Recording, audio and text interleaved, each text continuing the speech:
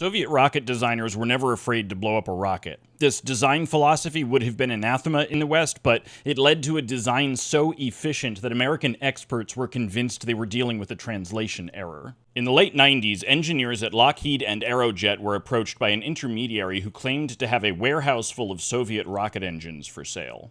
The specifications provided for the engines, however, seemed suspect as they indicated the engines had been built some 30 years prior, yet were still listed as 15% more efficient than anything the United States had access to. Aerojet managed to strike a deal for one of the engines to be bench tested, and for the first time, the West became aware of the incredible engineering that is the NK-33 rocket motor.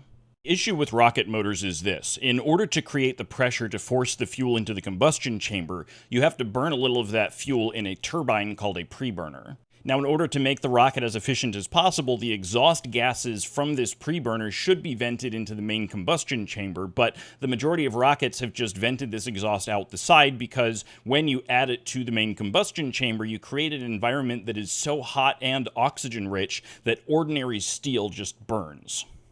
In the West, the solution was to move to more efficient fuels such as hydrogen, and while this did allow them to make more efficient rocket motors, the NK-33 was still able to have a better power-to-weight ratio because liquid oxygen and the ordinary rocket fuel that it was using has similar densities and so can be driven by a single shaft, whereas other fuels would require a dual shaft, making the engine heavier.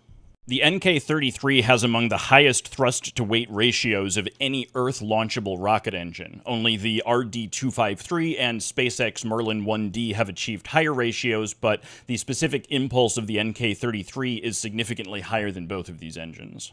By the way, those guys from Aerojet bought a bunch of those motors, and in the year 2000, there was the first launch of an American rocket using a Soviet-built rocket motor.